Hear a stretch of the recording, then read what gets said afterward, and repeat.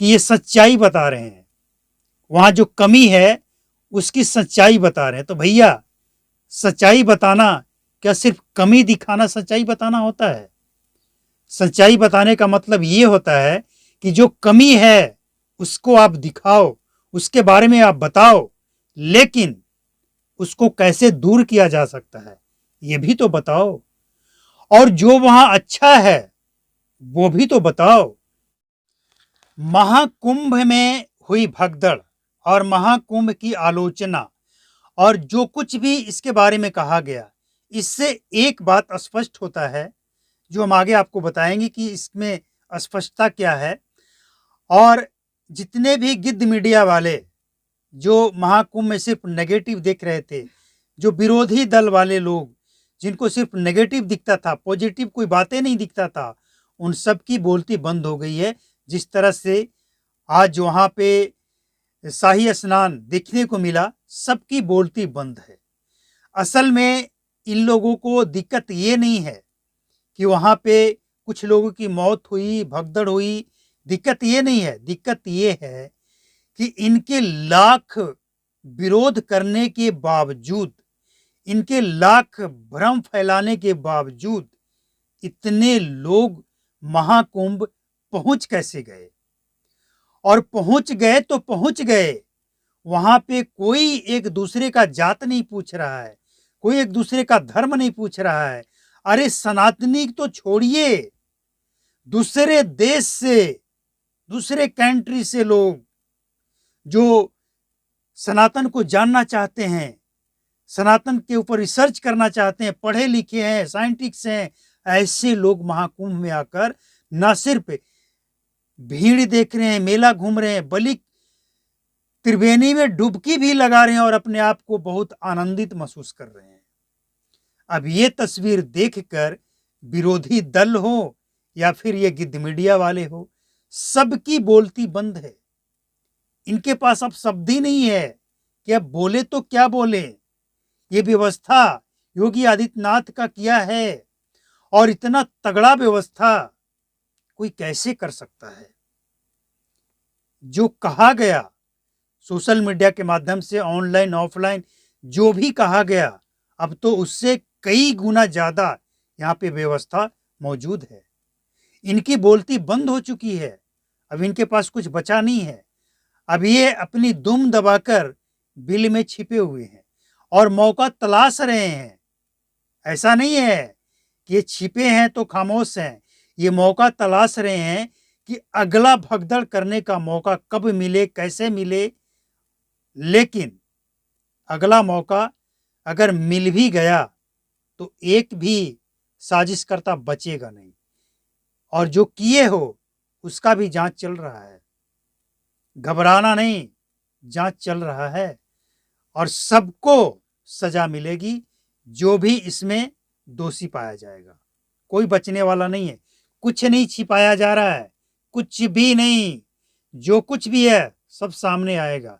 एक बात। और दूसरी बात ये है कि ये लोग जो चिल्ला चिल्लाकर कह रहे हैं ना कि महाकुंभ की सच्चाई योगी की सरकार छिपा रही है, मेला प्रशासन छिपा रही है, तो भैया अगर छिपा रही है तो आप बता दो ना, आप क्यों नहीं बता रहे हो? अगर आपको लगता है कि कुछ छिपाया जा रहा है, कोई सबूत है आपके पास तो दिखाओ। लेकिन ये गिद्ध मीडिया वाले, इनको सपने में भी मरा हुआ भैंस दिखेगा और कुछ नहीं दिखेगा।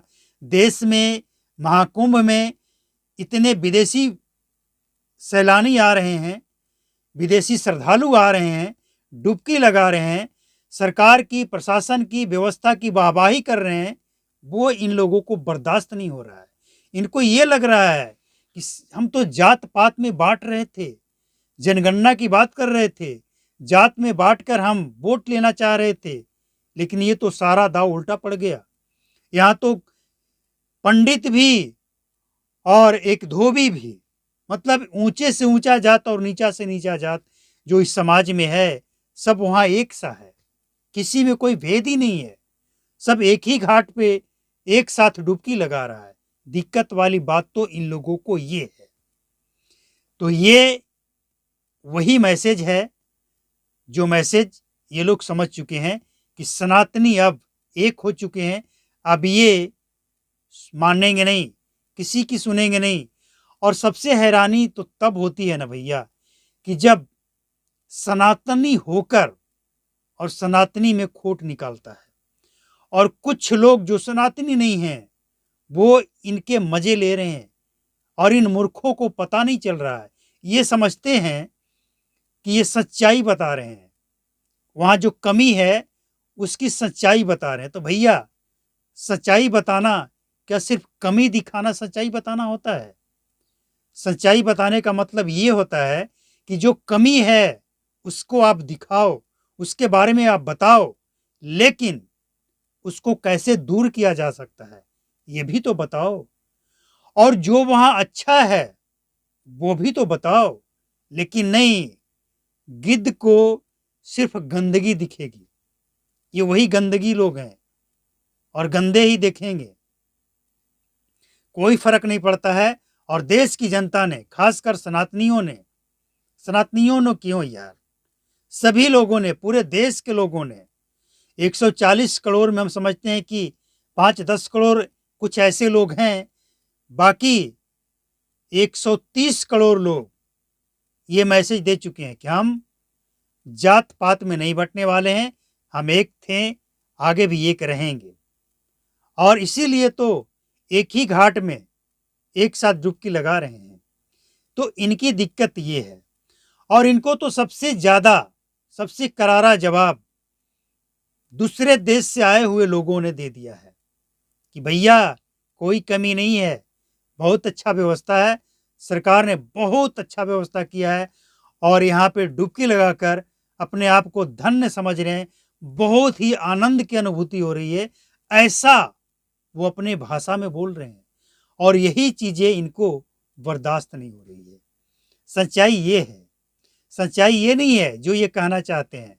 सच्चाई ये है कि आखिर इनके लाख विरोध के बावजूद लोग यहाँ आ कैसे रहे हैं, डुबकी लगा कैसे रहे हैं, भेदभाव हो क्यों नहीं रहा है। तो एक बार थोड़ा सा ढील दिया गया था, थोड़ी सी लापरवाही हुई थी, जिसका फायदा तो उठा लिया, लेकिन आगे नहीं, क्योंकि जो सनातनी फौज है वहां पे ना, वो अलर्ट है, अब नहीं बच पाओगे। और इसीलिए ये बचने के लिए ही 1 बजे रात में ये कांड किया है ये लोगों ने। दिन में अगर ये कर किए होते ना, तो इनका इलाज उसी दिन उसी टाइम समय ऑन द स्पॉट हो चुका होता।